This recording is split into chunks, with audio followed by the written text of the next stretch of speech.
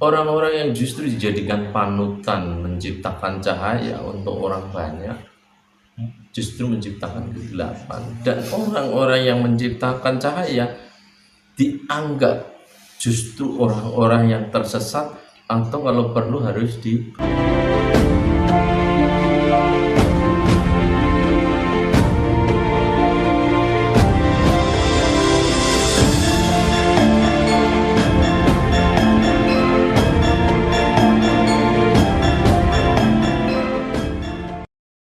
dunia metafisika perdukunan, karena lahannya memang menciptakan satu pembodohan masyarakat dan mendapatkan uang. Itu kan memang asik-asik saja dan itu dipelihara.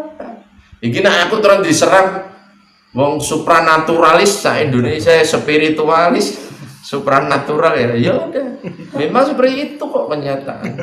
Kenapa panggung ini, masyarakat ini seharusnya diajak untuk masuk naik ke level tangga berikutnya, justru ditahan untuk diciptakan untuk menjadi bodoh agar lahan pangannya. Saya nggak melihat kok yang berani ngomong ini. Iya benar. Walaupun itu sekelas yang pengikutnya berat, saya sedih kan ya.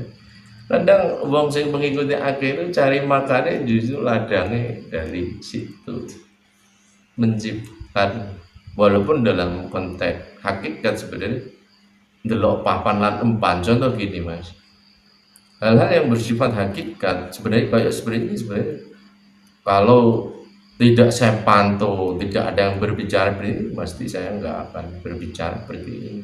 Dan jenengan pasti kemarin sudah saya tolak. Tapi kita ini mungkin pesan Tuhan yang harus saya sampaikan ya saya. Tapi ya cukup tidak usah mengupas yang bertele-tele tentang tataran, karena itu kan wis basi loh mas, kan wis banyak lah itu di. Tapi konteks intinya orang seharusnya membicarakan hal-hal yang disembunyikan itu. Kalau fase-fase itu kan setiap tahapan-tahapan pasti semua orang punya lah, setiap madhab-madhab. Saya juga kan yo sedikit-sedikit paham. Itu berarti bagian dari kesadaran murni gitu. Iya. Termasuk memikirkan lingkungan, Iya. alam segala macam Iya. itu guys ya. Dan fase ini seharusnya bagian dari yang perlu digerakkan semua lini, termasuk yang paling acuan terbesar adalah yang perubahan paling mudah ya di pendidikan itu, termasuk kalau di Jawa membangkitkan budi pekerti Ini kan itu. harus komprehensif dan holistik di semua elemen sebenarnya. Meskipun Seharusnya orang spiritual ngomong ini, mengkampanyekan ini, tapi kalau kemudian tidak diikuti oleh gerakan secara masif kan nggak bisa juga ya. ya seharusnya pemerintah juga mengambil dong bagian, tidak hanya sekedar mengekor pada orang-orang sing pemodal, tapi kan dikondisikan. Bahasanya gini loh mas, kenapa pemimpinnya serakah? Karena rakyatnya tamaan gitu, bahasa Sujiwo Tejo itu benar. Kenapa politik carut marut pemimpin gak bisa merubah? Kan spiritualisnya juga sama, melacurkan dirinya. Mbok nek ijek bahasane ngono ya ngono, aja ngono ijek tak maklumi lho. Dia memainkan kesepuan hanya untuk panggung-panggung diri pribadi, sekelompok. Itu jika acuannya ijek masih etikanya ngono ya ngono, ning aja ngono. Ijek oke lah. Tapi kan nggak ada yang sedikit menciptakan percik api berpikir berbeda gitu loh mas. Kebanyakan yang panggung di tengah masyarakat, yang laku tetap yang berbau supranatural. Wes uka-uka yang seperti itulah. Gus pangapunten Gus. Nggih. Ketika kemudian dalam menjalani sebuah kehidupan, seseorang terdapat berbagai macam problematika. Larinya pasti ke orang-orang yang dianggap sepuh, yang terkadang belum tentu memancarkan sebuah energi ketulusan di dalam dirinya. Masih apatis, berpikir kelompok dan lain sebagainya. Saya kadang berpikir gimana caranya, apa yang harus dilakukan oleh setiap individu supaya kemudian selalu menjadikan penuntun itu nuraninya, kesadaran yang murni di dalam dirinya, sehingga tak perlu lagi kemudian harus ontang-panting ke sana kemari, ya kan? Terus kemudian akhirnya banyak yang ditipu, dimanfaatkan. Apa sih? Apa karena keyakinan di dalam dirinya yang kurang atau seperti apa pandangan panjenengan? Ini pandangan saya memang dikondisikan seperti itu. Orang-orang yang justru menjadi cahaya itu malah justru menahan untuk menciptakan kegelapan. Tidak rodok jeru itu mas. Orang-orang yang justru dijadikan panutan menciptakan cahaya untuk orang banyak justru menciptakan kegelapan. Dan orang-orang yang menciptakan cahaya dianggap justru orang-orang yang tersesat atau kalau perlu harus dibully. Jadi sengaja ada desain itu sebenarnya. Itu menurut pemahaman kami termasuk grand design yang memang disetting oleh negara api. Nah, kalau yang lucu-lucu anak-anak muda kan seperti itu. Kenapa? Grand design modernisasi itu memang menciptakan kerusakan atas nama pembangunan. Slogan mereka kan modernisasi itu sesuatu peradaban, bisa dikatakan maju jika kita menumpuk-numpuk materi. Apa bedanya dengan Nirvan? Apa bedanya dengan tokoh-tokoh? Satu identitas negara dikatakan maju kan jika bangunannya banyak. Walaupun dalam konteks tertentu bolehlah semacam itu, tapi dengan acuan tetap membangun dengan konsep yang berkelanjutan, tidak segelintir orang yang menikmati, tapi dampak yang akan kita tinggalkan untuk anak cucu. Tapi sekarang kan jenengan misalnya punya anak sendiri, kan belum tentu didesain untuk menciptakan satu proses masa depan yang berimbang. Ada yang salah, kenapa ada salah? Ya karena memang didesain, diciptakan pembodohan-pembodohan massal dengan berbagai struktur ilmu yang sangat masif, bahkan didesain di dunia pendidikan sekalipun, pendidikan apapun, maka terjadi kegaduhan.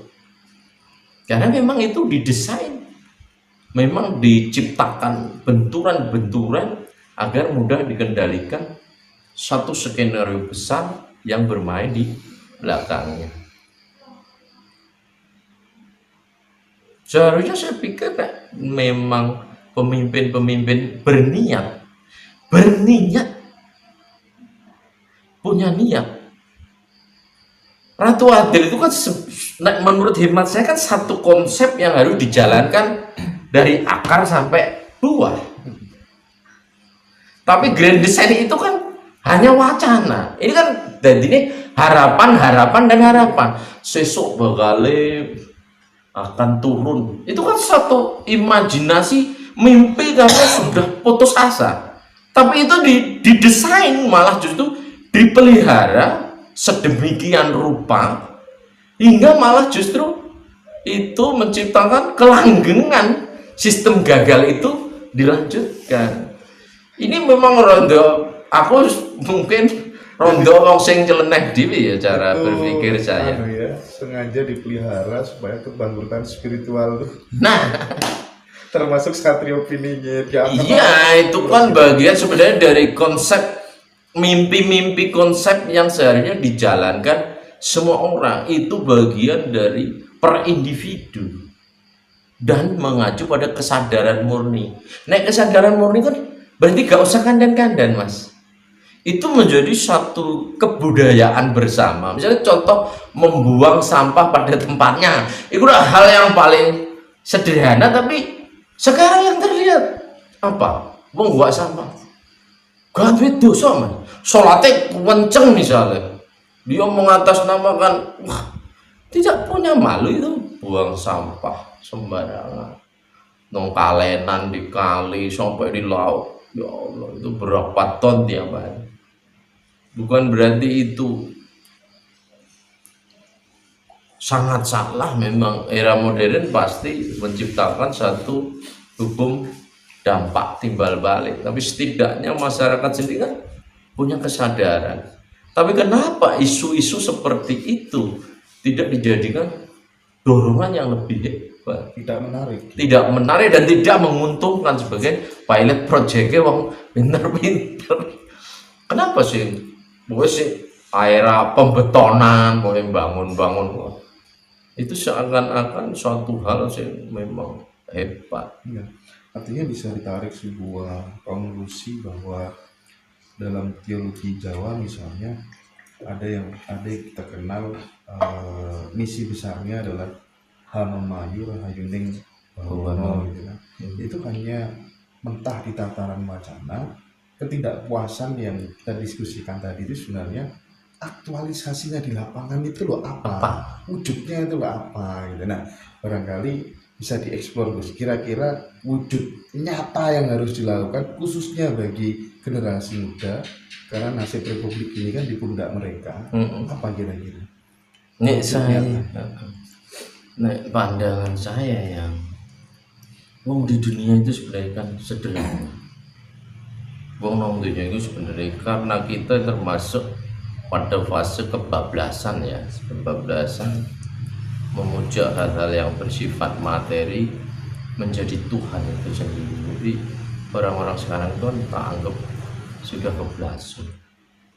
keblaso yang sangat, dan seharusnya spiritualis yang memang notabene-nya seorang pendesain kepemimpinan, tukang desain, karena pasti dia diminta nasihat-nasihat, pengaruhnya, ilmunya dikaji berbagai orang, seharusnya memunculkan dong, bukan malah ditarik ke garis turun grid itu termasuk apa ya, kalau saya katakan di turun grid itu jatuh pada level terendah. Kalau udah level terendah kan jatuhnya nanti kacau. Misalnya contoh gini, seharusnya tokoh-tokoh yang memberi teladan justru tidak ada yang sedikit memberi teladan. Pemimpin-pemimpin pada fase-fase terendah justru malah terdepan yang menciptakan atau memberi contoh-contoh proses pengerusakan. Kenapa seperti itu? Karena ini bagian desain, mindset berpikir, pola membangun itu sudah salah. Kenapa sih membangun yang ramah lingkungan? Kenapa sih membangun yang tidak harus menghancurkan? Kenapa sih membangun yang tidak harus terlalu sangat, menurut bahasa mereka, maju sekali tapi meninggalkan jejak-jejak yang sangat justru menciptakan keruwetan zaman, kerusakan zaman. Apakah ini bagian dari apatisme yang memang dipelihara, atau orang memang nggak peduli itu, atau yang penting untunglah saya. Baik itu di semua lini pemikiran, masuk akademisi, pengusahanya, medianya, spiritualisnya. Enggak, masalahnya kan kita sebenarnya butuh pemimpin yang kemudian bisa menggerakkan mulai dari akar sampai atas kembali kepada sebuah kesadaran murni itu. Nah, kenapa kita begitu sulit menemukan seorang leader yang seperti itu? Apakah karena setiap pemimpin diproduksi melalui parpol yang kemudian mengedepankan pragmatisme kelompoknya saja, atau bagaimana? Itu bagian yang terbesar, yang termasuk pengaruh besar, karena memang apapun terkendali pada parpol, kebijakan parpol. Kembali lagi pada konteks bahwa kenapa pemimpin rakus, karena rakyatnya sendiri tamak. Dan itu bagian dari desain yang sudah ditanamkan. Itu memasuki semua lini, bahkan yang memakai bendera atas nama Tuhan sekalipun. Contoh misalnya gedung-gedung keagamaan besar-besar tapi gersang. Kenapa itu hal-hal yang bersifat universal, tidak diangkat. Padahal di agama sendiri mengatakan, di agamanya masing-masing kan mengatakan kebersihan sebagian dari iman, mari menuju rahmatan lil alamin. Tapi yang ada itu justru menciptakan pecahan-pecahan yang terjadi gesekan-gesekan. Padahal karena mengacu pada kesadaran murni, kita sudah keluar dari tema aliran, tema mata. Kita harus gak berkutat pada konteks perang bahasa. Tapi kita kan masih berkutat pada perang bahasa dan perang teoritis yang sangat melelahkan tanpa aplikasi nyata. Jangan kan menangkap bahwa begitu hebatnya misalnya sebuah teori keilmuan, tapi kenyataannya negara sampai detik ini kan tidak merangkak untuk menjadi lebih baik. Slogannya kemakmuran, slogannya untuk keadilan.